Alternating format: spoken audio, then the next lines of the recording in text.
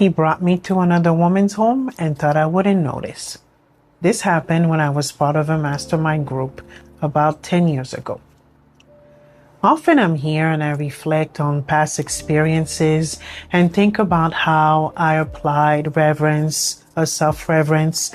And I think that we often do and don't realize that we do. And with the work that I'm doing with myself right now, I think about this because it shows me how I've evolved and also how I could have evolved and the lessons that I've learned. So about 10 years ago, while networking, I met a man who was handsome. He was tall, 6'6", dressed professionally, articulate, very debonair.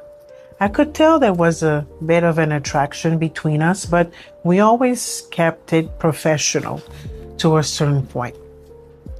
So after I joined his mastermind group, one day he tells me that a session would be held at his home on a Saturday morning at 10 o'clock. He even sent me a text to remind me of the time and gave me the address. So the location was about an hour from my home at the time. I went. But when I arrived, I realized no one was there. So I asked him where was everyone? And he said that everybody left already because they had the session an hour before. I reminded him that he told me the session would be at 10 o'clock. So he downplayed it as if he misspoke. So I said, okay. Mental note that I didn't like it because it felt a bit underhanded, because it's almost like I could tell he wanted to use the situation for something. I don't know if he was going to make a move, but you know when you're attracted to a person or that person is attracted to you, you know when someone is hoping something is going to transpire. But he didn't say anything. He didn't even touch me. So I sat on one side of the room, of the living room, and he sat at a distance on the other side. And he proceeded to cover what the mastermind session was about. So not long after, a woman comes in and she's vexed and perplexed to see me there. I didn't understand. I thought maybe she was hoping to have a one-on-one with him. I recognized her from the group, but I couldn't place my finger on why she was upset. And he quickly worked to de-escalate the situation and said, oh, you remember Claudine, you met her at the convention. And she said very seriously, no, I saw her there. And she turned towards me and she was polite and she introduced herself to me, extended her hand to shake mine. And I did the same. I introduced myself, but I didn't like the vibe. And I quickly realized that it was time for me to exit, and I did. A while after, while at another convention, he walks in and she followed. And another member of the group made a comment that led me to understand that they were together. So I was a bit surprised. So I asked him if they were together, and he said, yeah, they've been together for a while now. They even live together. So now I understood why she was upset, because I don't know many women who would not be upset to walk into their home and see another woman they did not invite sitting on the couch, talking to the man with whom they share their life in the home. And then it turns out that it was her house. He had moved there after they started their relationship, but it was her house. So I would have been livid. So I understood why she was upset.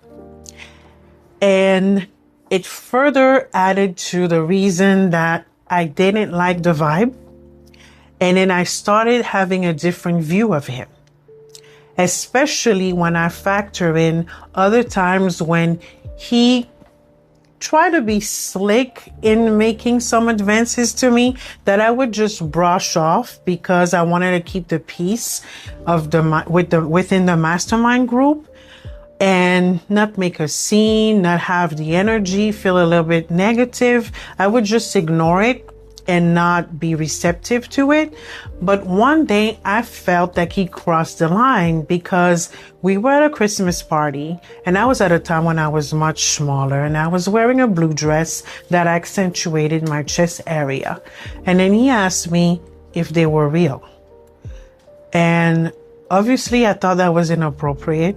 And this time I let him know that it made me very uncomfortable, especially because I knew that he was with someone, and not just anyone, another member of our team, and that it put me in a very uncomfortable position. And he said to me, we're no longer together. He apologized for what he said, and then he added that they were no longer together. I don't know if he thought that introducing that would make me change my mind, but it didn't. Because at that time, I just saw him for who he was, and I didn't like, his character. I felt, even though I didn't know at the time when he had me go to his home at a different time than the rest of the group, I didn't know then that he was in a relationship. But at the moment that I realized that I was brought there under false pretenses, I didn't like the underhanded approach. So it made me see him in a different light, because I felt, if you want to spend time with me, just ask me directly. I'm a person who responds better to the direct approach. So I didn't like that, and I didn't have the best view of him. And even now, if I come across him somewhere, I'm still irked.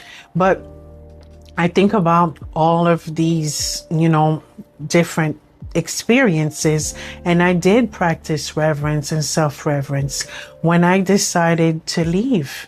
A woman who reveres herself, she doesn't need all the answers. She listens to how she feels and honors that. And that's what I did when I realized I don't like the energy, time to leave, and I left. Also, with her, the other woman whose home I was in, I respect her till this day, because of the way that she treated me. Even though she was upset, she had the emotional intelligence to recognize that I also was shocked and surprised and didn't understand what was happening. And I was not the creator of that situation. And she directed her anger towards the right person. Had it been any other cliche situation, she could have slapped me, dragged me out of her home, and she didn't do that. She kept her composure. She kept it classy, and she was still polite with me. And even after that incident, all of our interactions were always friendly. She was nothing but nice to me, and I knew she was not disingenuous. And for that, I respect her, and that's reverence. She also practiced reverence for herself when she did that.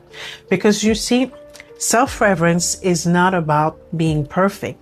It's about not betraying yourself when you know something isn't right. And she did that in her house, and so did I when I decided to leave. And again, more reverence when I told him, listen, your advances make me uncomfortable, and I put a stop to it till this day. So I leave you with that to reflect on anything in life that you may have had similarly, and realize that you practice reverence and self-reverence maybe more often than you are aware of.